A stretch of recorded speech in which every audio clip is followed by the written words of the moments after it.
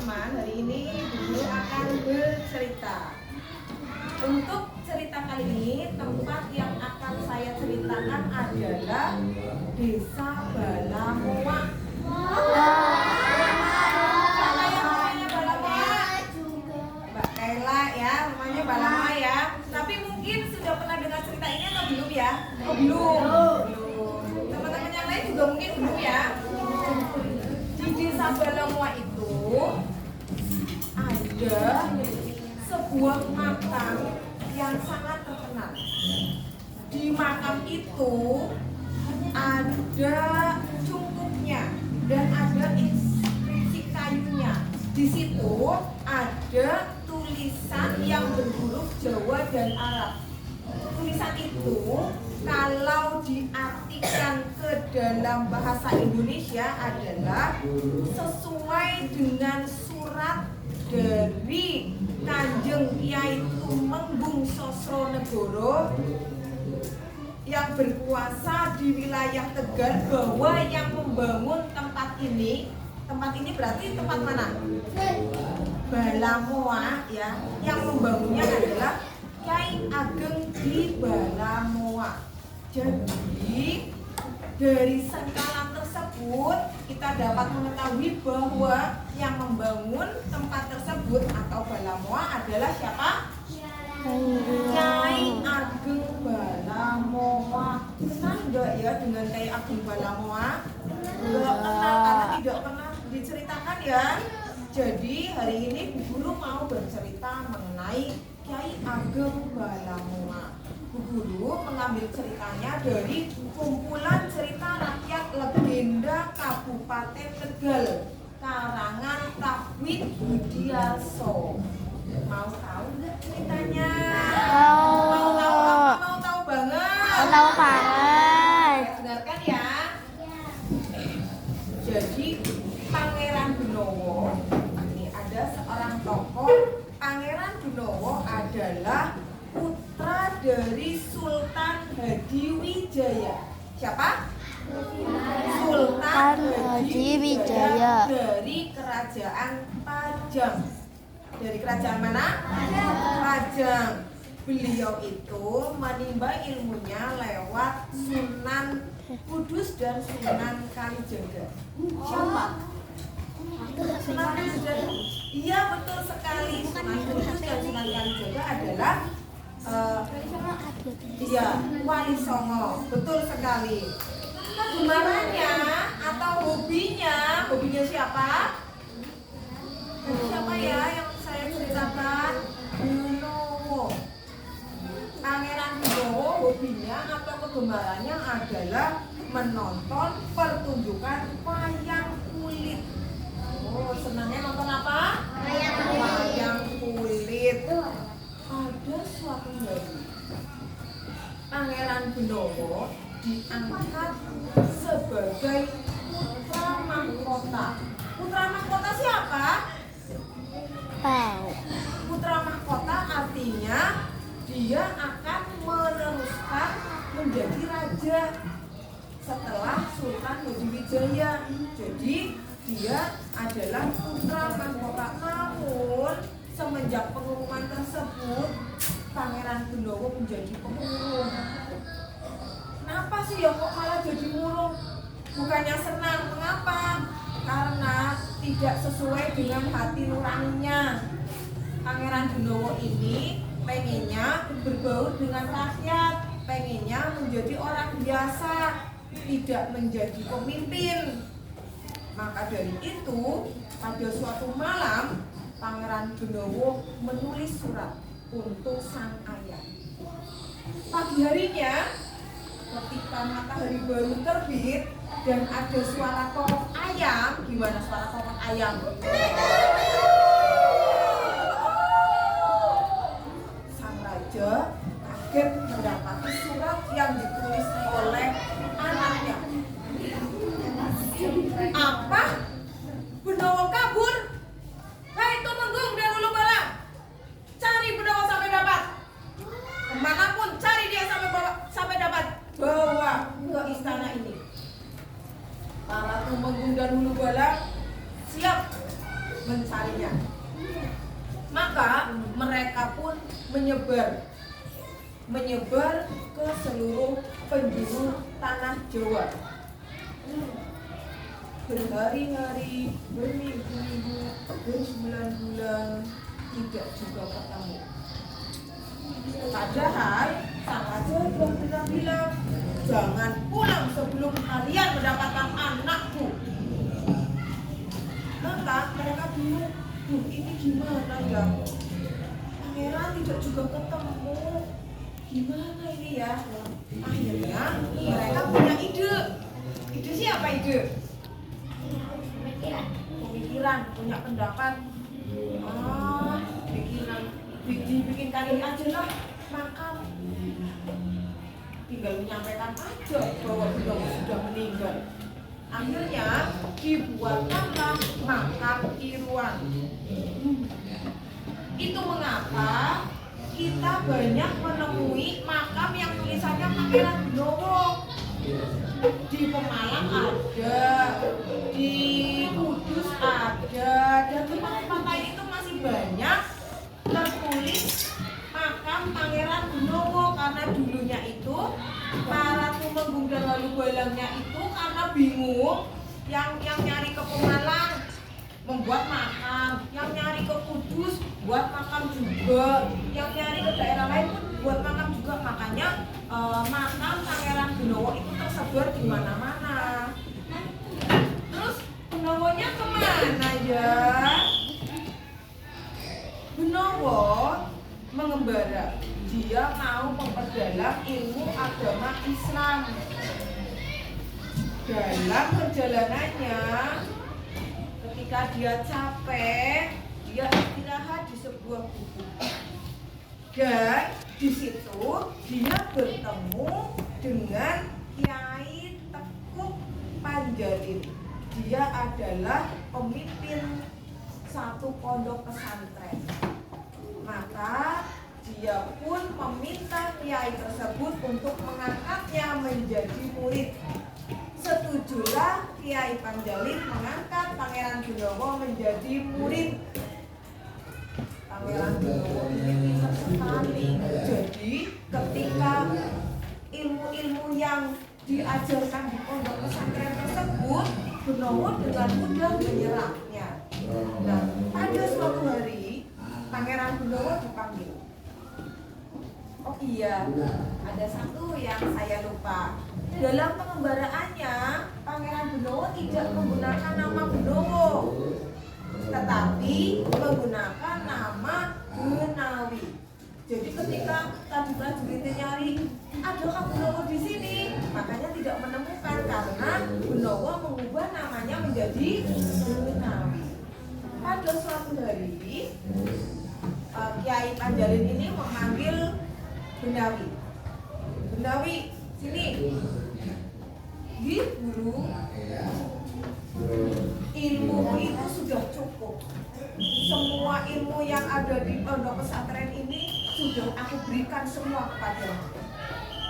Namun, kamu perlu berguru lagi pada guru yang lain.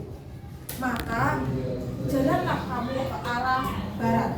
Carilah Kiai Jinten di daerah Tegal. Jadi dulu kita Tegal ini namanya bukan Tegal loh, namanya adalah Tegal. Nanti pada suatu saat kita akan cerita lagi kenapa namanya Tegal ya. Nah sekarang ceritanya yang ini dulu ya. Akhirnya Gunawi ini mulai perjalanannya mencari siapa ya? Kiai siapa ya?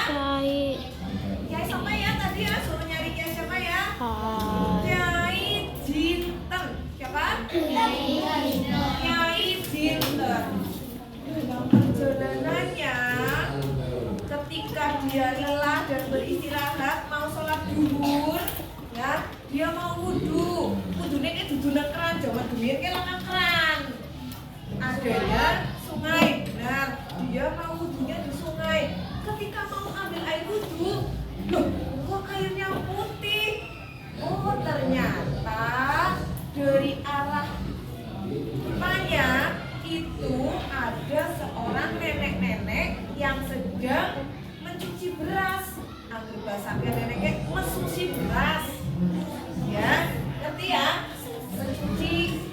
beras terus kan airnya berwarna apa? Putih. Di daerah itu untuk mengenangnya disebut Weleri. Apa? Weleri itu nama suatu daerah loh, Weleri. Jadi kalau kamu kan jalan-jalan, oh Weleri. Ingat ya ceritanya Bu Guru ya. Kenapa dinamakan Weleri? We itu artinya air, leri artinya lesusan beras. Sing warnane putih kuwi arane leri. Jadi weleri itu artinya air lesusan beras. Ngerti ya berarti ya asal muasalnya weleri. Nah, melanjutkan perjalanan lagi mencari siapa ya? Kiai Jinten. Tibalah dia di pondok pesantren Kiai Jinten yang sekarang lokasinya itu di Balamoa. Ngerti ya Kiai Jinten? Ya, nabrak kali. Pangeran Benawa atau Benawi ini menyampaikan maksud dan tujuannya bahwa dia ingin diangkat menjadi murid.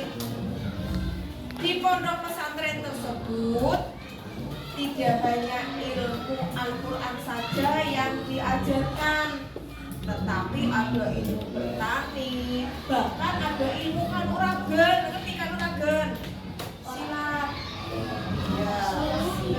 Karena Kiai Jinten dan Nyai Jinten ini tidak memiliki anak, maka Benawi ini diangkat menjadi anak. Selain jadi murid, jadi Benawi juga diangkat menjadi anak. Dan kesehariannya tadi selain belajar ilmu agama juga bertani. Ada suatu hari datanglah warga dari desa tersebut. Kiai, aduh gimana Kiai? Sawah Kiai itu orang-orang gara-gara babi hutan. Gimana ya Kiai?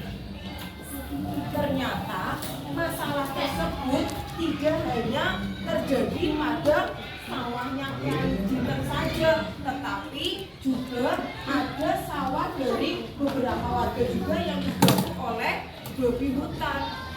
Akhirnya Kiai Jinten ini menyuruh Pangeran Benawa untuk tiap malam ronda di sawah tersebut supaya babi hutannya tidak berani memporak-porandakan sawahnya. Nah, pada suatu malam Pangeran Benawa sedang berjaga atau ronda di sawahnya Kiai Jinten. Lagi ronda, lagi jagung, ngerti jagung?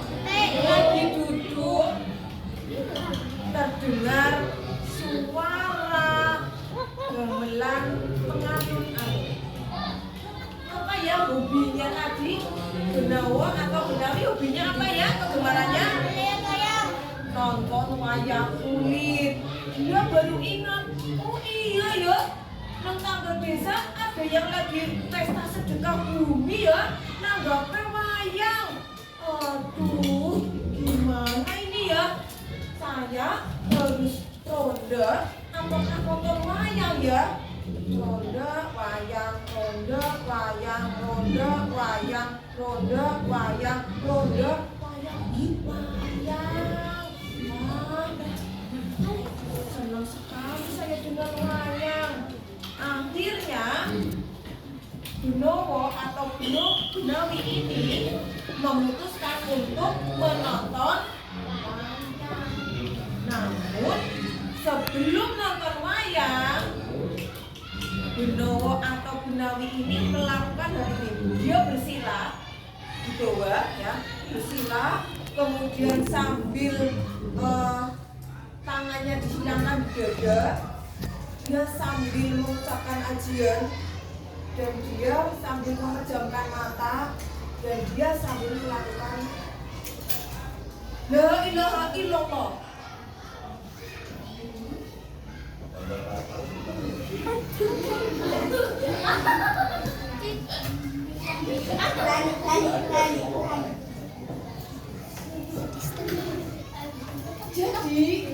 seolah-olah dia itu meraih semua biji-biji padi yang ada di sawah dan dimasukkan ke saku.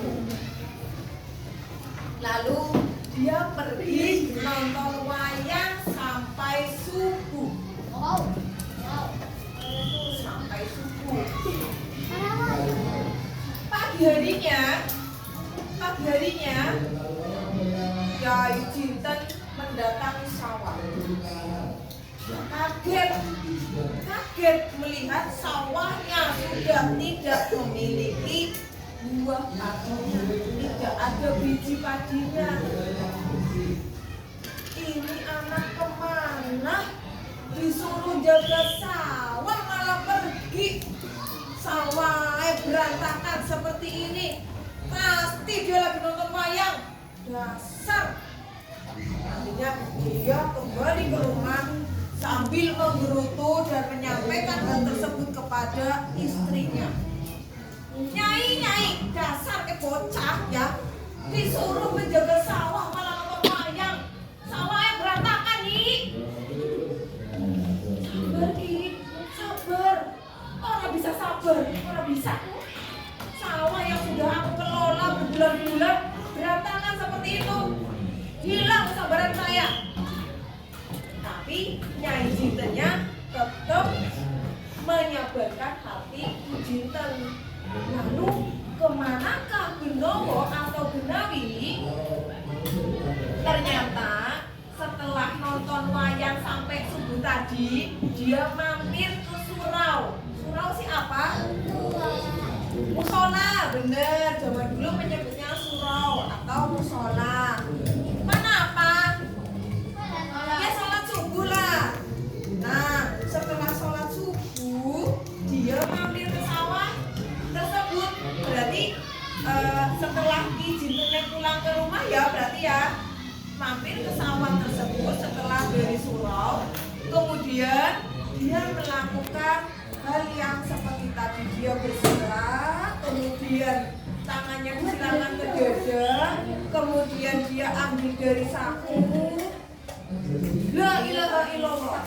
Nah, semua yang dimasukkan ke saku kembali ke tanaman tersebut menjadi seperti semula. Lalu kembalilah Benawi ke rumah Kyai Jinten. Sampai rumah, masuk rumah. Assalamualaikum. Dibukalah pintunya. Di situ Kyai Jinten sudah marah. Dari mana kamu? Lihat tanaman kita, porak-poranda. Kita sudah susah-susah menanamnya, berbulan-bulan sudah susah-susah merawatnya. Kamu lebih mementingkan hobimu, kamu lebih mementingkan kesenanganmu daripada mengurus tanaman kita. Kyai Jinten bilang, sabar Ki, sabar. Dengan menunduk, Ki Benowo atau Benawi menyampaikan, maaf Romo. Romo siapa Romo? Benar ya? Ibu jangan marah-marah. Ampun Romo, ampun Ibu. Tadi memang saya itu nonton wayang, tapi tidak terjadi apa-apa dengan sawah kita. Kamu pikir saya ini buta dan pikun? Iya. Saya sudah datang ke sawah, tahu? Kamu pikir aku gak ngecek ke sawah? Lalu Benarnya bilang, ampun Romo, ampun ya. Mari kita cek bersama sawah kita. Akhirnya ini Jintennya menengahi, udah lagi, ayo kita cek dulu ke sawah kita. Akhirnya mereka bertiga datang ke sawahnya. Kagetlah Ki Jinten dan Nyai Jinten. Loh, kok bisa masih utuh seperti ini? Orang tadi pagi saya lihat orang-orang ada. Aduh, kenapa ya? Apa mata saya yang itu ya? Tapi beneran, tadi saya lihat orang Belanda. Akhirnya Ki Jinten langsung mendatangi Benowo. Sebenarnya kamu itu siapa? Sejak kedatangan ke pondok pesantren ini, saya itu sudah merasa kamu itu berbeda. Kamu itu memiliki ilmu kanuragan linui yang tidak saya miliki. Katakan, siapa sebenarnya kamu? Akhirnya dengan suara terbata-bata dan menunduk, Benowo Angga Benawi menyampaikan, maaf Romo, maaf Ibu, saya akan menceritakan siapa saya, tetapi dengan syarat nanti Romo dan Ibu tidak akan menyampaikan ke Sultan Hadiwijaya. Saya sebenarnya putra mahkota dari Sultan Hadiwijaya. Lalu ini jinanya, aduh Den, kenapa Aden nggak bilang? Aduh Den, maafkan kami ya Den, maafkan kami. Tenang, Romo Ibu, tenang. Kalian adalah orang tua kami. Tidak seharusnya seperti itu. Ibu tidak perlu seperti itu. Ibu adalah ibu saya. Harusnya saya yang seperti itu. Saya yang menunduk ke ibu. Enggak Den. Aden kan itu pangeran. Enggak Den. Maafkan kami ya Den. Tenang Romo Ibu, tenang. Saya tetap Benawi anakmu. Nah, sejak kejadian tersebut ya, sawah-sawah yang ada di wilayah Balamoa jadi aman karena Benawi memiliki ilmu kanuragan yang tinggi. Jadi sawahnya aman dari perusakan berhutang. Lama-kelamaan pondok pesantren yang ada di Balamoa tersebut menjadi banyak muridnya, menjadi terkenal. Nah, pada suatu hari Ki Jinten menyampaikan kepada Benowo dan Nyai Jinten, Benowo, Nyai Jinten, ini sudah saatnya pesantren saya serahkan sama Benowo karena Benowo adalah salah satunya ahli waris dari kita. Pesantren kamu teruskan, kamu kembangkan supaya lebih besar lagi. Aki ada undangan dari Ilungkung di daerah Tembok untuk mengajarkan agama di sana. Iya, di Tembok Luwung. Tembok Luwung, ngerti? Tembok Luwung, wilayah Adiwerna. Iya. Maka nanti tidak mungkin Aki dari Balamoa ke Tembok Luwung itu bolak-balik setiap hari. Gemien kan durungan motor ya, aku kelas dari Balamoa ke Tembok Luwung jalan kaki tiap hari bolak-balik itu tidak memungkinkan. Maka Aki akan bermukim di sana di wilayah Tembok. Maka sejak saat itu Ki Jinten bermukim di wilayah Tembok sampai meninggalnya di sana. Makamnya dibuat lebih tinggi dari makam-makam yang ada di sekitarnya. Dan makamnya dibentuk berundak. Makanya warga sekitar menyebutnya makam Mbah Undagan karena berundak makamnya. Dan banyak pula yang menyebutnya adalah makam Mbah Dagan. Jadi ada yang menyebutnya makam Mbah Undagan atau Mbah Dagan. Sedangkan pesantren yang dikelola oleh Nyai Jinten dan Benowo berkembang pesat sampai Benowo itu menghembuskan nafas terakhirnya di situ dan makamnya bersebelahan dengan makam Nyai Jinten. Makam Nyai Jinten itu sangat ramai dikunjungi oleh peziarah itu pada saat bulan atau pada saat Rabu Pon. Makamnya itu dari Balamoa terus melewati sungai itu ada makamnya. Kalau lebih dekatnya itu dari daerah Karangmalang. Ya, malah tidak usah nyebrang sungai. Oke. Begitu ya cerita dari saya. Ada yang tahu nggak amanatnya apa? Pesannya apa dari cerita tersebut? Pesannya apa?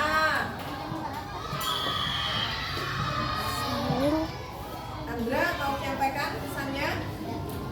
Jadi dalam cerita tersebut sebetulnya banyak pesan yang bisa kita dapatkan dari cerita tersebut. Yang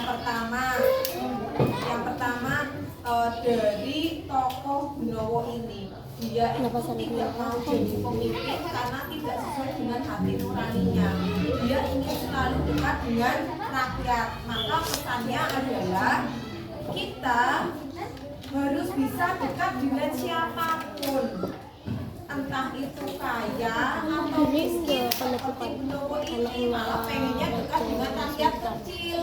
Itu adalah pesan yang sangat bagus sekali.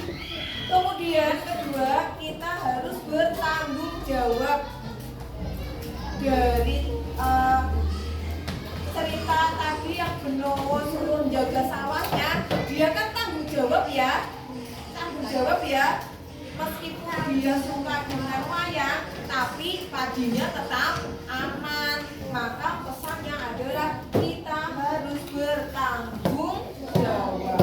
Pesan yang ketiga adalah kita harus saling menghormati dan menghargai. Padahal Kiai Jinten, kalau Nyai Jinten itu rakyatnya, tapi Benowo sangat menghargainya karena dia sudah diangkat juga menjadi amanah. Jadi itulah beberapa amanah dari cerita tersebut. Cukup sekian cerita dari saya. Kapan-kapan cerita lagi ya.